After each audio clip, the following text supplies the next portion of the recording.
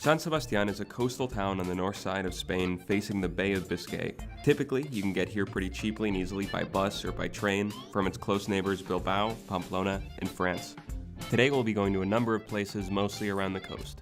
Okay, right off the bat, the very first thing any sane landlocked peasant like myself would do is to head to the closest beach for a glimpse of the vast, infinite Atlantic. Yeah, this one here.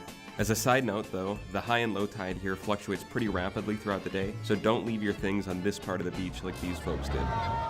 San Sebastian in the summer is of course filled to the brim with Spanish and French and British tourists in the mood to catch some sun, but throughout the whole year it's filled with foodies. San Sebastian is huge on what the Basques call gastronomy. They have more Michelin stars per square foot than in any place in the world except Kyoto. They even have a festival in January where hundreds of townfolk dress like chefs and bang on buckets, and hundreds more come to watch them. So the good news is that San Sebastian is still filled with more good restaurants than you'll ever be able to enjoy in a whole year, all of which serve pinchos, which are extremely cheap, tiny little mini meals that you can get 3 or 4 or 5 of in one sitting. Don't call them tapas unless you want to start a fight. The rest of the old town is pretty darn charming, filled with boutiques, little grocery stores, probably a million more restaurants, and this little square where people gather and chat a bunch.